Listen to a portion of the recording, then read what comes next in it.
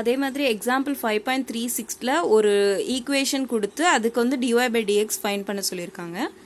First a வச்சுட்டு a h b g எல்லாமே constants சரியா.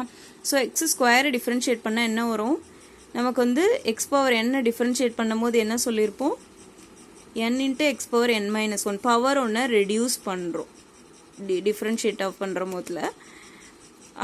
இங்கே வந்து எக்ஸ் ஸ்கொயர் வந்து 2 இன்ட்டு எக்ஸ் பவர் 1 அந்த 2h. இப்போ வந்து இது ப்ராடக்ட் ரூல் uv அப்படின்னு இருக்கும். uv dash plus vu dash என்ன ஃபார்முலானா uv dash plus vu dash.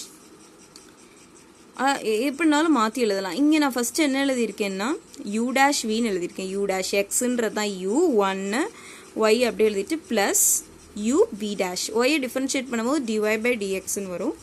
Plus Y ஸ்கொயரை பண்ணும்போது 2y ஒய்யை பண்ணும்போது again dy by dx plus 2g X பண்ணும் போதில் நமக்கு 1ன்னு வரும்.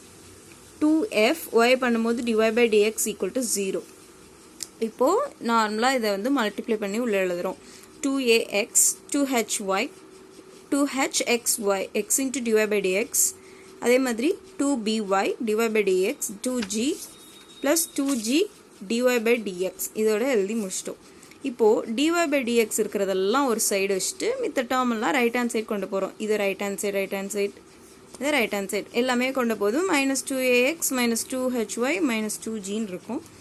இப்போது லெஃப்ட் ஹேண்ட் சைடில் எதை காமனாக எடுக்கலாம், 2 இன்ட்டு dy by dx காமனாக எடுத்துட்டிங்கன்னா ஃபஸ்ட் டேர்மில் என்ன இருக்கும், hx by அண்ட் f இதெல்லாம் இருக்கும். அதே மாதிரி ரைட் ஹேண்ட் சைடில் -2 காமனாக எடுத்திங்கன்னா ax hy g இது இருக்கும். 2 கேன்சல் ஆயிரும்.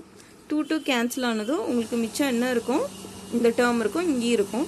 இதை நம்ம வந்து ப்ராடக்டில் இருக்கிறனால ரைட் ஹேண்ட் சைட் போகும்போது டிவைடில் மாறும். So minus of ax plus hy plus g by அந்த டேர்ம் எழுதிட்டிங்கன்னா இதான் உங்களோட dy by dx.